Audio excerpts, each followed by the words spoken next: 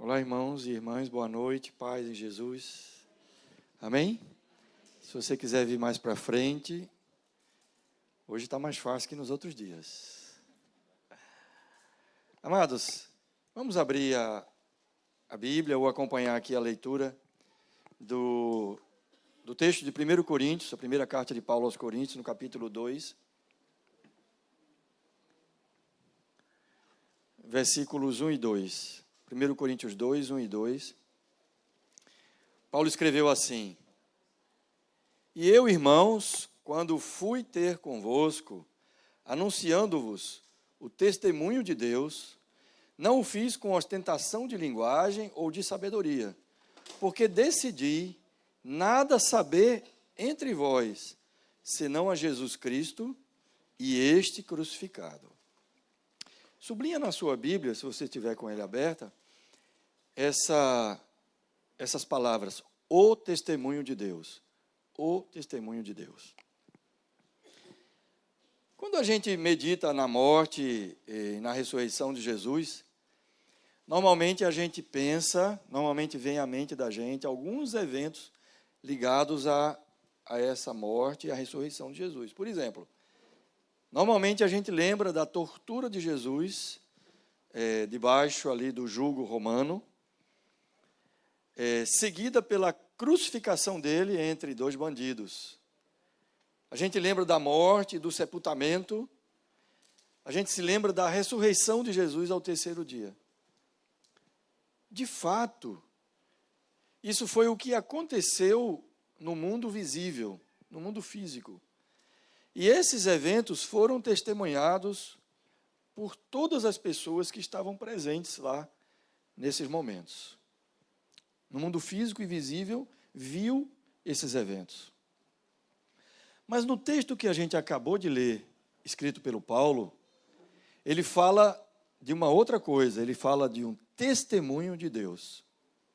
Portanto, além dos eventos físicos que todas aquelas pessoas que estavam presentes naquela época viram, o que apenas Deus viu e testemunhou. É sobre isso que nós vamos meditar nesta noite, o testemunho de Deus, aquilo que somente Deus viu. Ninguém que estava presente naqueles eventos viu, mas Deus viu e testemunhou sobre isso. E por isso que Paulo disse que o que interessava a ele, Paulo, entre os gregos de Corinto, era o testemunho de Deus.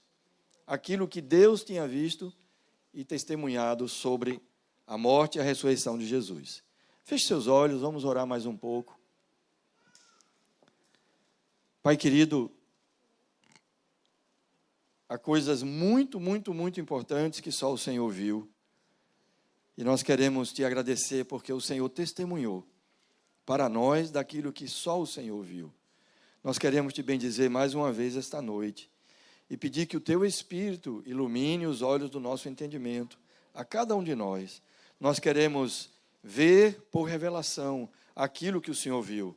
Nós queremos receber o teu testemunho e nós nos apresentamos para que o seu testemunho, Pai, faça a diferença em nossas vidas, como tem feito já na vida de muitos de nós já há alguns anos, mas que faça, aprofunde, cave mais, Senhor, para que haja aquilo que o Senhor deseja que haja com a palavra que sai da tua boca. Em nome de Jesus. Amém.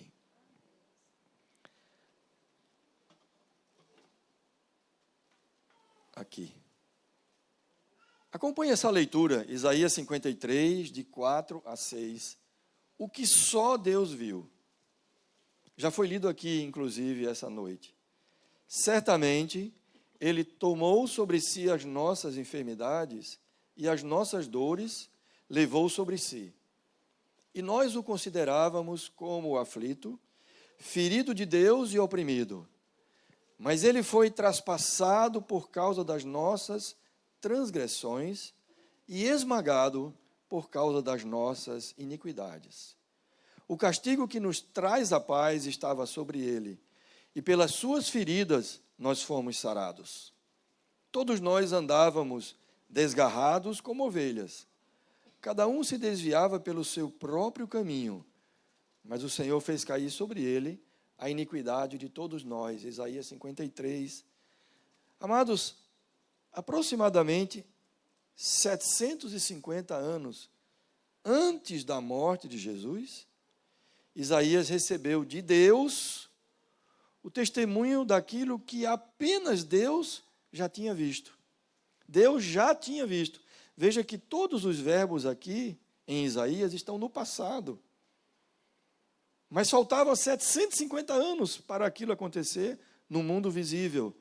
Mas Deus já tinha visto e testemunhou para Isaías o que ele tinha visto. Agora, se a gente pensar bem, Deus foi colocando sinais desse testemunho ao longo da caminhada do homem aqui na terra, ao longo da história. Veja bem, Gênesis 3:15. A gente tem a declaração de Deus sobre a serpente, logo após a queda. Porém, inimizade entre você e a mulher, disse Deus para a serpente, entre a sua descendente e o descendente dela, se referindo a Jesus. Este lhe ferirá a cabeça e você lhe ferirá o calcanhar. Deus vai colocando sinais daquilo que ele já tinha visto. É como se ao longo da história Deus abrisse um pouquinho a cortina para mostrar algum sinal em acontecimento ou em palavra profética daquilo que ele, Deus, já tinha visto.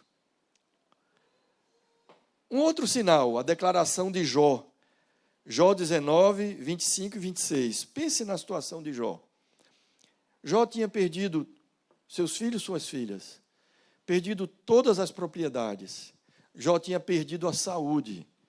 Jó estava infestado de uma enfermidade que apodrecia a carne dele, a ponto de fazer cheirar mal. Como se tudo isso já não bastasse, os 3 amigos que vieram consolar Jó, em pouco tempo passaram a acusar Jó. E Jó se via inocente. Jó não conseguia olhar nele, na sua história, na sua vida, em nada que tivesse feito ou deixado de fazer, qualquer motivo para ele estar vivendo aquilo que ele enxergava como um castigo de Deus. Então Jó está vivendo isso aí, aqueles homens falando e ele se defendendo, e daqui a pouco ele descarrilha um pouco e começa a acusar Deus também, porque na cabeça de Jó, no coração de Jó, ou de qualquer um de nós que estivesse na situação de Jó, nada daquilo fazia sentido. Era tristeza, dor, sofrimento em cima de sofrimento. Pois bem, lá para as tantas, como se não tivesse nada a ver com o contexto de Jó, ele fala isso aqui, ó. Porque eu sei que o meu Redentor vive, e por fim se levantará sobre a terra. Depois, revestido este meu corpo da minha pele, em minha carne verei a Deus. Eu vou ver Deus com os meus próprios olhos.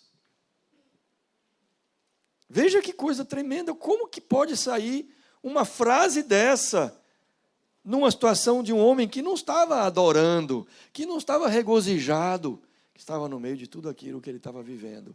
E sai essa frase, Deus abre ali para Jó um pouquinho da cortina, e Jó diz, eu sei que o meu Redentor vive. E por fim ele se levantará, e eu o verei, com estes meus olhos eu o verei, quando a minha carne for revestida. Que loucura, ninguém tinha falado isso até aquele instante. Outro sinal de Deus, o Cordeiro Pascal na saída do Egito, a instituição da Páscoa, né? Então, na véspera da morte dos primogênitos do Egito, Deus, através de Moisés, diz, cada família pega um cordeiro sem defeito, sacrifica no final da tarde, primeiro separa ele 4 dias antes, e nesse dia, dia 14 do primeiro mês, acho que era Nissan, ou era Abib, não sei, agora estou em dúvida. Faz o sacrifício, para lá e bota o sangue nos umbrais da porta, para que o anjo da morte, o meu anjo, quando vier, não entre nessa casa. Eu pergunto, Deus precisava de algum sinal para achar onde era a casa dos judeus? Você acha que Deus precisava que alguém dissesse, aqui, ó, aqui tem judeu? Ele precisava disso. Aquele sinal não foi para Deus. Aquela foi mais uma vez em que Deus abriu ali a cortina e diz, olha o meu testemunho, olha o que eu já vi. Um cordeiro vai ser morto, um cordeiro sem defeito, o sangue dele vai cobrir, e o anjo da morte não passará. Incrível isso? A profecia de Isaías 9,6, outro sinal, tem muitos outros, viu, irmão? Mas a profecia de Isaías 9,6, isso foi antes de Isaías 53, correto? Deus ainda não tinha mostrado para Isaías lá o 53, ele tomou sobre si, papapá. Mas aí, de repente, Deus fala para Isaías e ele escreve, porque um menino nos nasceu, um filho se nos deu, o governo está sobre os seus ombros, e o seu nome será Maravilhoso Conselheiro, Deus Forte, Pai da Eternidade, Príncipe da Paz. Amém? Você reconhece Deus abrindo de novo a cortina ali? Aliás, Deus abriu a cortina muitas vezes para Isaías. Impressionante. O livro de Isaías é reconhecido como o proto-evangelho, ou seja, era o anúncio do evangelho antes do evangelho se fazer carne em Jesus Cristo, né? O protótipo do evangelho, o proto-evangelho Isaías. Muitas vezes Deus abriu a cortinazinha para Isaías. Pois bem, além desses, há muitos outros sinais. Entre esses outros sinais, há uma importante cerimônia ordenada por Deus ao povo de Israel. Essa cerimônia descreve detalhes importantes sobre o testemunho de Deus. E é sobre ela que a gente vai falar a maior parte dessa meditação. Acompanhe a leitura de Levítico, capítulo 16, versículos de 7 a 10. Aqui era algo que o sumo sacerdote deveria fazer. Tá? Então, versículo 7. Também pegará os 2 bodes e os porá diante do Senhor à porta da tenda do encontro. Lançará sortes sobre os 2 bodes. Uma sorte para o Senhor e a outra para o bode emissário. Trazia 2 bodes e ia fazer um sorteio entre os 2. Arão fará chegar o bode sobre o qual caía a sorte para o Senhor e o oferecerá por oferta pelo pecado. Mas o bode sobre o qual caía a sorte para bode emissário será apresentado vivo diante do Senhor para fazer expiação por meio dele e enviá-lo ao deserto como bode emissário. Irmãos, essa cerimônia... Pode botar lá, por favor. Ih, acho que saiu do foco. Pode dar o enter aí, por favor.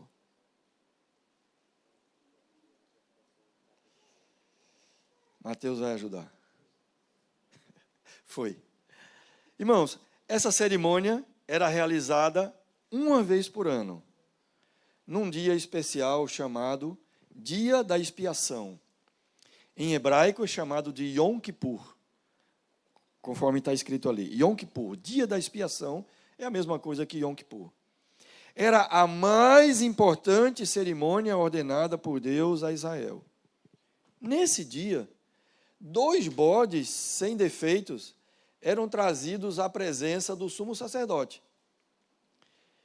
E através de um sorteio, um bode desses era escolhido para ser sacrificado como oferta pelo pecado, um deles. E o outro seria um bode emissário. Ou seja, o outro bode iria levar alguma coisa de um lugar para outro lugar. Era um bode emissário. Ele ia levar alguma coisa de um lugar para outro lugar. Agora acompanhe a leitura dos versículos 11, 15 e 16. Tudo sobre essa cerimônia. Arão fará chegar o novilho. Aqui é um outro animal. Está falando de 2 bodes, agora o novilho. Fará chegar o novilho da sua oferta pelo pecado e fará expiação por si e pela sua casa. Matará o novilho da sua oferta pelo pecado. Versículo 15. Depois matará o bode da oferta pelo pecado, que será para o povo. Trará o sangue do bode para dentro do véu, e fará com esse sangue, como fez com o sangue do novilho. Ele o aspergirá no propiciatório, que era algo que ficava em cima da Arca da Aliança, no lugar santíssimo, no Santo dos Santos, no propiciatório, e também diante dele, diante do propiciatório. Assim fará expiação pelo santuário, por causa das impurezas dos filhos de Israel, e por causa das suas transgressões e de todos os seus pecados. Irmãos, como a gente sabe, o tabernáculo, aqui está falando de um acontecimento no deserto, então não tinha um templo ainda, era o tabernáculo, né? O tabernáculo, assim como o templo, a parte mais interna do tabernáculo se chamava Santo dos Santos ou Lugar Santíssimo, e representava a presença de Deus. A entrada nesse lugar era proibida. Na maioria das vezes, quem entrasse lá era morto. Na maioria das vezes, não precisava nem mesmo o povo se dar ao trabalho de matar, o próprio Deus matava. Então, se entrasse naquele lugar no dia errado, a pessoa errada, o próprio Deus matava. Então, a entrada nesse lugar era proibida. Por que era proibida? Ali representava a presença de Deus. Aquela entrada era proibida para deixar claro que o ser humano, eu e você, pecador por natureza, não poderia estar na presença de Deus, porque Deus é santo por natureza.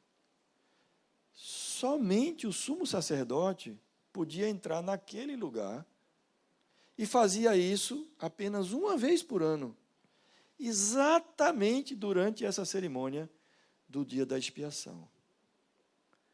Mas olha, nem mesmo o sacerdote poderia entrar sem sangue nesse lugar.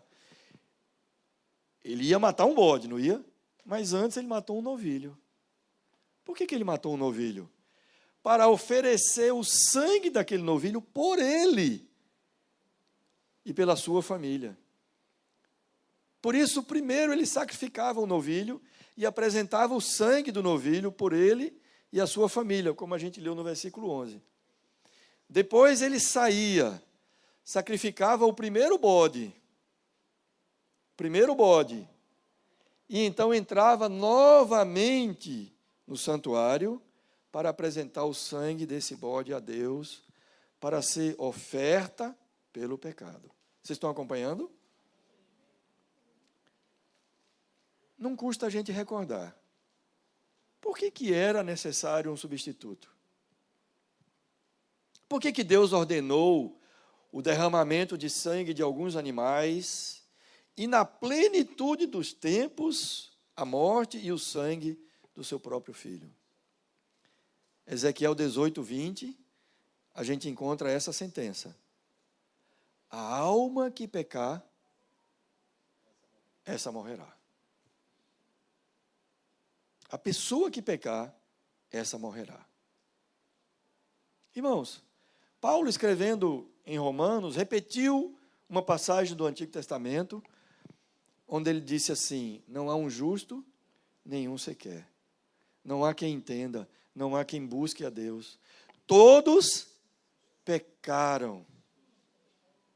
Todos se extraviaram. E juntamente se tornaram inúteis. Não há um justo, nenhum sequer. Cada um de nós que estamos aqui deveríamos ser castigados, punidos por causa dessa sentença. E a punição deveria ser morte eterna, lago de fogo e enxofre, distância eterna de Deus. Acontece que, além de ser santo e justo, Deus também é misericordioso. E a sua misericórdia o leva a amar o pecador e desejar salvar o pecador. Amém? Mas ouça, Deus não poderia simplesmente fazer de conta que o pecado não aconteceu. Deus não poderia esquecer o pecado, deixar para lá. Se Deus fizesse isso, ele não seria justo. A justiça de Deus exige que aquela sentença seja executada. Então, a solução de Deus foi oferecer o seu único filho como oferta pelo pecado, substituindo cada homem, cada mulher na cruz. E isso está em João 3,16. Jesus falou isso para Nicodemos. Não é? Deus amou o mundo de tal maneira que deu o seu Filho unigênito, seu único Filho, para que todo aquele que nele crê não pereça, mas tenha a vida eterna. Nós sabemos de tudo isso, porque os eventos já aconteceram. Mas Deus estava, através daquele primeiro bode, apresentando um sinal de Deus, apontando para o sacrifício de Jesus e para o fato de que era necessário esse sangue para entrar na presença de Deus. Vocês entenderam? E o segundo bode? Tinham dois. O primeiro foi sacrificado. E o segundo bode, será que ele teve uma sorte melhor? O segundo bode participava de uma parte bastante incomum dessa cerimônia. Vamos ler os versículos 20 a 22 daquele mesmo capítulo de Levítico. Se puder. Bom, na volta apresenta então, é isso. Depois de fazer expiação pelo santuário, pela tenda do encontro e pelo altar, através do primeiro bode, Arão fará chegar o bode vivo. Porá as duas mãos sobre a cabeça do bode vivo, e sobre ele confessará todas as iniquidades dos filhos de Israel, todas as suas transgressões e todos os seus pecados, e os porá sobre a cabeça do bode. Depois enviará o bode ao deserto, pela mão de um homem à disposição para isso. Assim aquele bode levará sobre si todas as iniquidades deles para uma terra solitária. E o homem soltará o bode no deserto. Pode botar a figura lá, por favor. Olha só.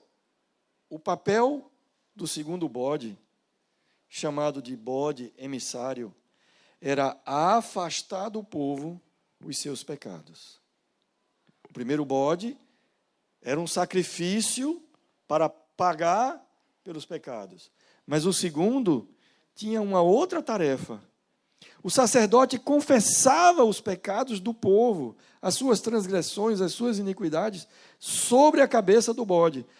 O bode recebia isso, e então ele era levado ao deserto, longe do acampamento de Israel, e era deixado lá para morrer. Esse ato final daquela cerimônia simbolizava, então, que os pecados, as iniquidades e as transgressões que tinham sido purificados com a oferta do sangue do primeiro bode, e agora foram confessados pelo sacerdote sobre a cabeça do segundo bode e transferidos para aquele segundo bode, esses pecados estavam sendo afastados definitivamente do povo. E a culpa desses pecados não pesaria mais sobre eles. Ora, A ligação desse segundo bode com a obra realizada por Jesus na cruz também é muito clara. Por exemplo, vamos ler o que está em 1 Pedro 2,24.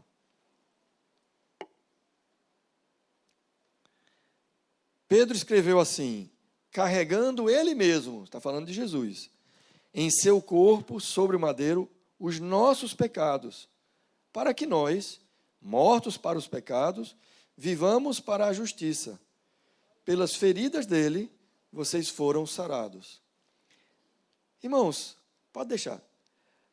Carregar sobre si significa levar para longe.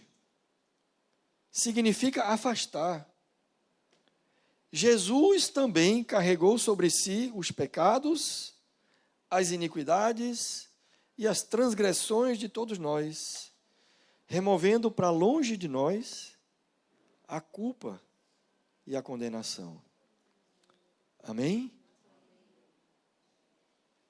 Portanto, todos os eventos daquele dia da expiação apontavam para aquilo que iria acontecer com Jesus e através de Jesus.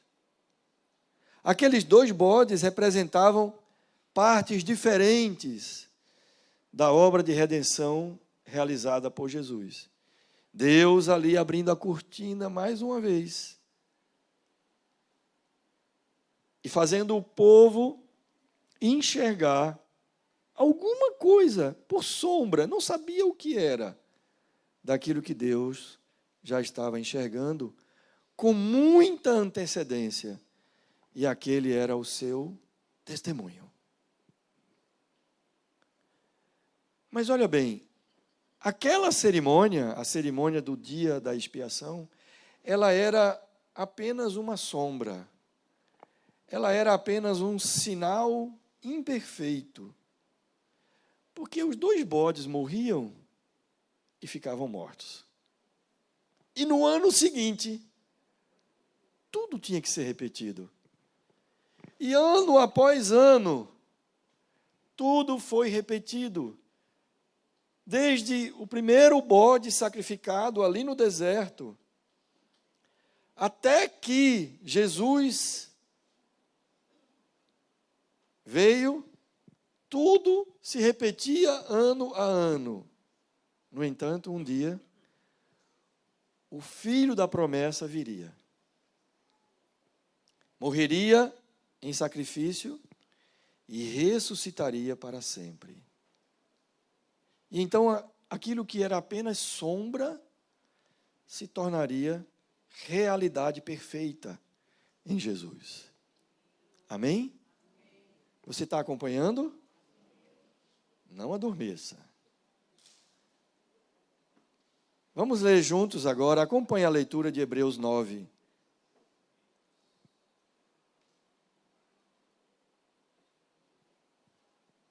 Nós vamos ler os versículos 11 até o 14 e depois o 24. Hebreus faz a ligação completa entre aquela cerimônia e os outros sacrifícios de animais, como os da Páscoa, por exemplo, com o sacrifício perfeito realizado por Jesus.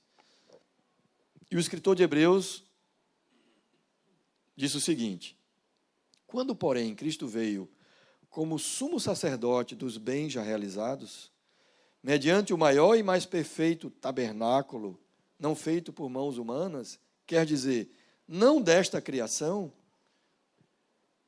Primeiro ele está dizendo, olha, o sumo sacerdote entrava num tabernáculo. Aquele tabernáculo foi feito por homens, construído por homens. Jesus entrou em outro tabernáculo. Jesus entrou no céu. Não naquele tabernáculo feito por mãos humanas, mas na sua morada e na morada do seu Pai. Versículo 12. E não pelo sangue de bodes e de bezerros, mas pelo seu próprio sangue, ele entrou no santuário uma vez por todas e obteve uma eterna redenção. Se você está com a Bíblia aberta, sublinha eterna redenção. Versículo 13. Portanto, Se o sangue de bodes e de touros e a cinza de uma novilha, aspergidas sobre os contaminados, era assim que a palavra de Deus enxergava cada um de nós, contaminados, não pela Covid, mas pelo pecado. Mata mais, porque mata eternamente. Sobre os contaminados, esse sangue os santificam quanto à purificação da carne, muito mais o sangue de Cristo, que pelo Espírito eterno, a si mesmo ofereceu sem mácula a Deus, purificará a nossa consciência de obras mortas, para servirmos ao Deus vivo. Versículo 24. Porque Cristo não entrou em santuário feito por mãos humanas, figura, sombra do verdadeiro santuário, porém no próprio céu, para comparecer agora por nós diante de Deus. Amém? Antes da obra de Jesus, todos nós estávamos debaixo de uma sentença de condenação, sem nenhuma saída. Mas aquilo que era impossível para mim, aquilo que era impossível para você, Deus realizou enviando o seu Filho como homem. E por meio do sacrifício do seu corpo e do derramamento do seu sangue, uma nova aliança foi estabelecida por Deus com os homens. Agora ouça com atenção. Uma aliança é a mesma coisa que um pacto. E tem cláusulas para serem cumpridas pelas duas partes. Não é verdade? É mais forte que um contrato, porque um contrato existe o distrato. Mas o pacto não tem um despacto. E tem cláusulas para serem cumpridas pelas duas partes. Quais são as cláusulas dessa nova aliança? Você saberia dizer? Acompanhe. De um lado, a pessoa entrega o governo da sua vida a Jesus e se compromete a viver para Ele. Esse é um lado do pacto. Do outro lado, o Pai de Jesus perdoa essa pessoa, reveste-a com o sangue do seu Filho, afasta os seus pecados para longe dela e a adota como filho, como filha na sua família. Que tal? É um bom pacto esse? É uma boa aliança? Os que entram nessa aliança podem se achegar a Deus com confiança e com ousadia para pedir, para clamar, para buscar e para agradecer. O acesso à presença de Deus era fechado e por meio dela está aberto. Era proibido e está liberado. Então, a questão para mim e para você é a seguinte: nós fizemos essa aliança com Deus? A nossa parte é entrega do governo da vida a Jesus e compromisso em viver para Ele. Fizemos esta aliança com Deus? Nós somos participantes dessa aliança? Se fizemos, estamos firmes na aliança? Nós confiamos na obra de Jesus? Ou ainda tentamos ter algum mérito próprio diante de Deus? Ainda tentamos conseguir algo de Deus com a nossa justiça?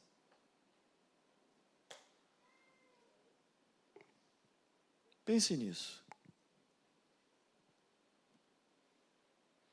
Se fosse mérito de alguém, não teria necessidade, desde tempos antigos, de Deus começar a dar sinais do testemunho dele. Bastava um único homem, uma única mulher, conseguir se achegar a Deus pelos seus méritos, pelo seu direito. Bastava um conseguir e todos os demais seriam obrigados.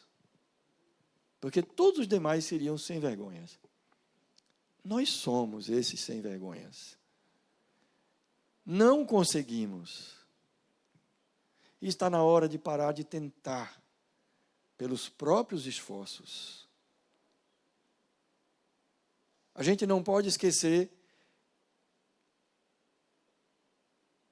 que muito antes de Deus chamar Moisés e ordenar que Moisés construísse um tabernáculo, Deus conversou com Abraão e disse: Abraão, ande na minha presença e você será perfeito.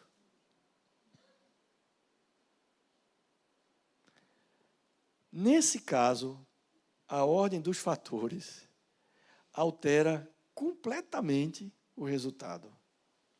Porque Deus não disse para Abraão: seja perfeito para andar na minha presença. Jamais conseguiria. Mas ele disse: ande na minha presença e você será perfeito. É isso que a aliança, a nova aliança, continua a nos chamar. Então, nós buscamos a presença de Deus. Você não precisa responder para mim, mas o Espírito Santo está nos perguntando. Nós usufruímos da presença de Deus. Se não fosse sumo sacerdote, um judeu passaria toda a vida sem entrar na presença de Deus. Eu vou repetir. Um judeu que não fosse sumo sacerdote, jamais poderia entrar na presença de Deus. E mesmo o sumo sacerdote, uma vez por ano. Como era uma questão de turno, havia turnos, né? Pode ser que em algum momento o sumo sacerdote só entrasse uma vez na vida na presença de Deus. A questão é, e nós? Nos dias de alegria e paz, a gente agradece ou apenas aproveita? E quando há os desafios, as dores, as frustrações, as decepções, a gente somente murmura, se queixa, desanimamos, ficamos ansiosos. Essas coisas acontecem de vez em quando, porque nós somos humanos. Mas se estamos na aliança, há um caminho muito melhor disponível para nós. Hebreus 4,16, e esse é o último texto. Portanto, aproximemo-nos do trono da graça com confiança, a fim de recebermos misericórdia e encontrarmos graça para ajuda em momento oportuno. Hebreus 4,16. Para os que estão na aliança, as respostas, o socorro, a misericórdia estão no trono da graça. E o chamado é: aproxime-se. Aproxime-se com confiança. Qual tem sido a tua resposta? Qual tem sido a nossa resposta? Parece, desconfio, há indícios, há sinais de que Deus sempre desejou a presença do homem. De que Deus sempre desejou compartilhar a sua presença com este ser criado. Há indícios. E Deus deixou muitos sinais mas deixou muito mais do que isso. O seu filho crucificado. Sabe a história do segundo bode? Que era levado para fora, para longe, para o deserto. Jesus foi crucificado fora de Jerusalém. Fora de Jerusalém. Mas um sinal estava sendo dado, mais um, naquela cerimônia. Porque o Filho de Deus, o único homem que teria e teve méritos, todos os méritos, para entrar, estar, ficar na presença de Deus, foi apresentado como sacrifício no nosso lugar. Irmãos, nós vamos participar da ceia hoje. E a ceia é para nós um sinal da obra realizada, é um sinal da nova aliança estabelecida, a obra realizada por Jesus e tipificada por aqueles 2 bodes, um que foi sacrificado pelos pecados, como castigo, como cumprimento de Ezequiel 18:20, a alma que pecar, essa morrerá, e o outro como aquele que levaria os pecados, que carregaria para longe os pecados, as acusações e as iniquidades. A ceia é o sinal daquilo que nós não vimos, mas que pela fé nos apropriamos. Mas a ceia é também um sinal daquilo que ainda não se realizou, mas que Deus já viu realizado e deixou como testemunho para nós, que é a volta do seu Filho, em majestade, em honra, em glória, em autoridade, em poder. Eu e você não podemos nos esquecer que Deus deixou dezenas e dezenas de sinais sobre a primeira vinda e sobre aquilo que seria realizado. E nos deixou a ceia como sinal de que algo ainda, que Deus já viu, irá se realizar. Quando nós participamos da ceia, estamos louvando e adorando ao Senhor por aquilo que Ele fez. E estamos profetizando, estamos dizendo, estamos falando, Senhor Jesus, somos homens e mulheres de aliança. O Senhor é um Deus de aliança. O Senhor disse que voltará e voltará. Somos homens e mulheres que estão vivendo de tal maneira que se o Senhor voltar agora, nós estamos prontos.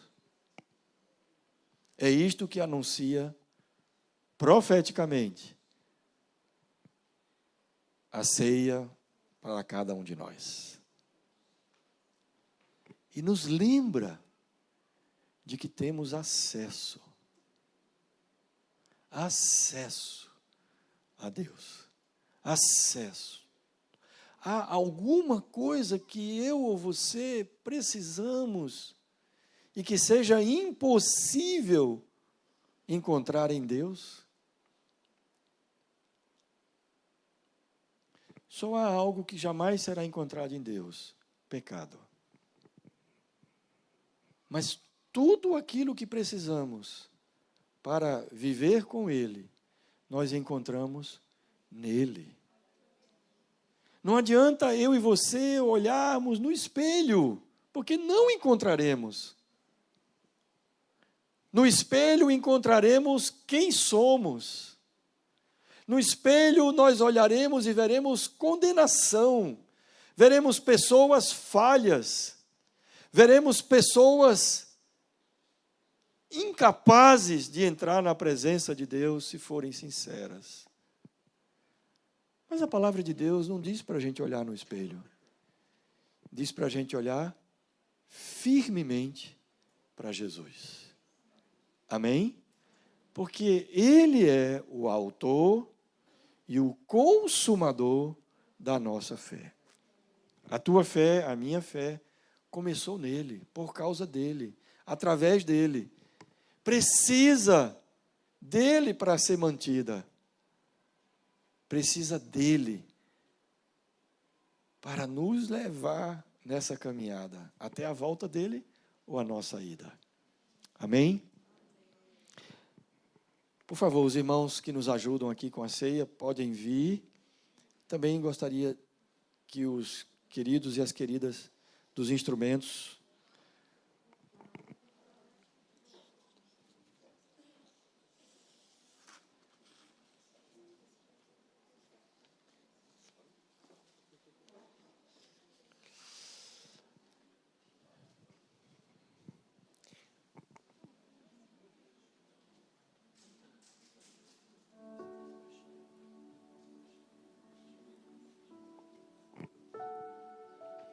só um instante, irmãos.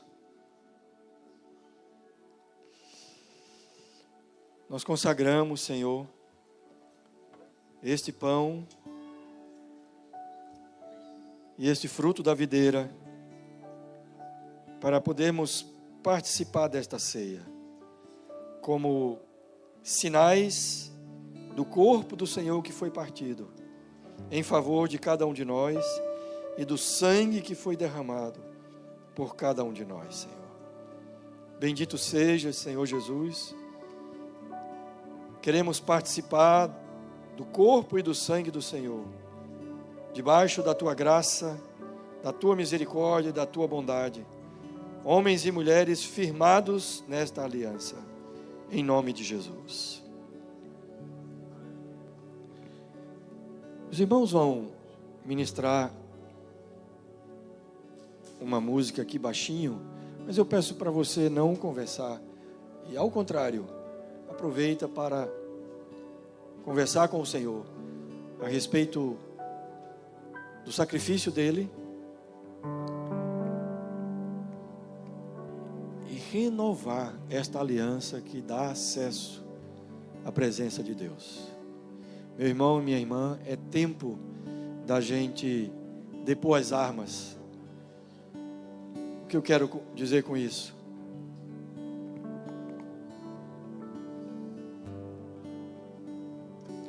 É tempo da gente renunciar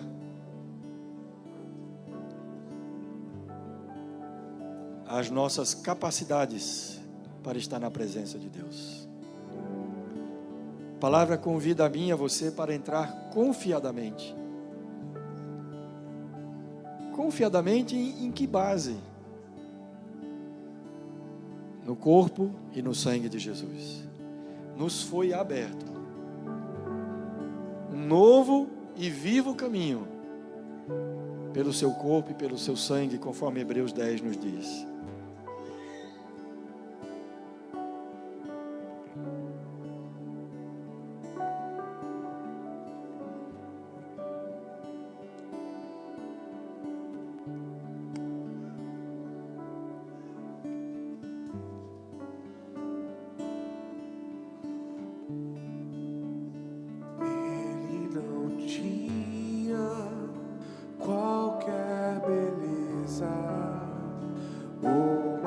Majestade para nos atrair, nada havia em sua aparência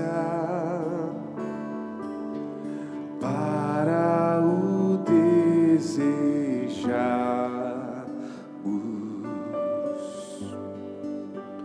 mas rejeitado dentre os homens, ainda assim carregou nossas dores.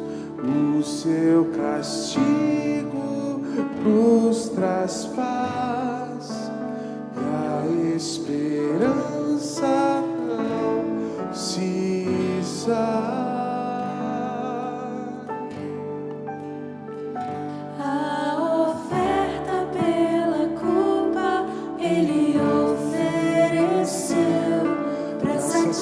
satisfazer o Criador.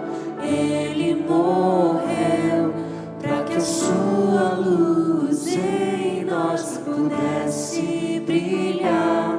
O Filho do amor se entregou em nosso. Na noite em que foi traído, pegou um pão e, tendo dado graças, o partiu e disse: isto é o meu corpo, que é dado por vocês. Façam isto em memória de mim. Vamos comer o pão.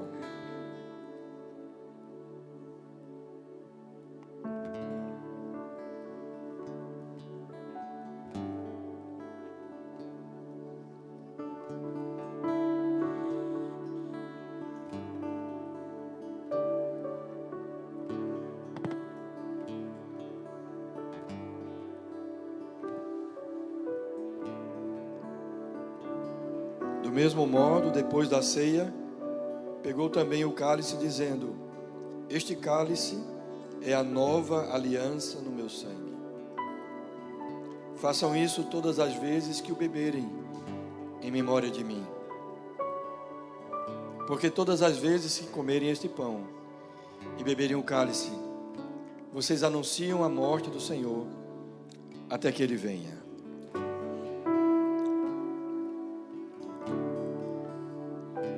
Jesus disse: este cálice é a nova aliança, o novo pacto no meu sangue.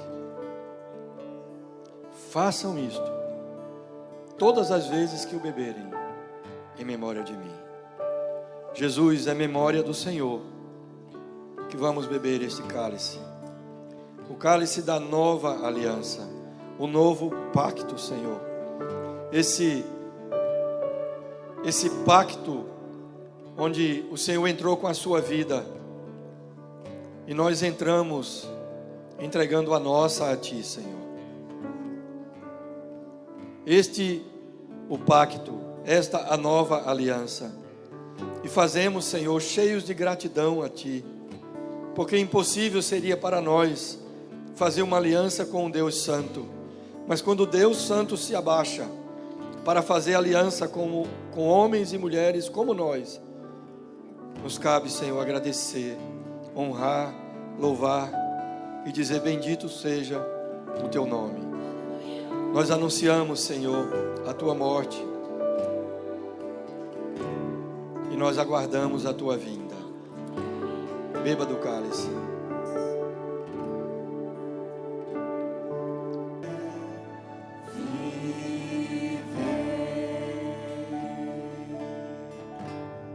De novo, és o Cordeiro.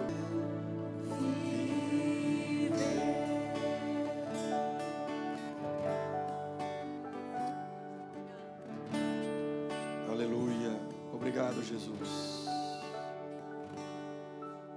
O Senhor provou os cravos e a ira amarga. Sobre o Senhor foi derramada a ira que nos cabia, para que sobre nós viesse a graça indizível, a graça imerecida, a graça que não poderíamos comprar, que não poderíamos buscar, mesmo que tivéssemos centenas de anos para viver. Bendito seja Jesus, bendito sejas sobre nossas casas, sobre nossas vidas, sobre nossas famílias. Senhor, que os homens e mulheres que participam desta aliança contigo sejam também sal e luz nesse mundo, Senhor. Nós somos chamados, Senhor, a estar contigo numa aliança e a estar com o mundo como sal e luz, Senhor, para testemunhar o testemunho de Deus. Bendito é o Senhor.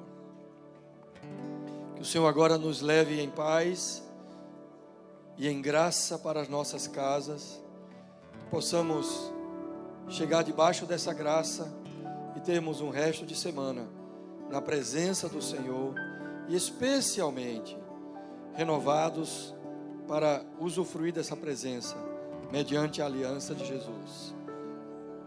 Em nome de Jesus, amém.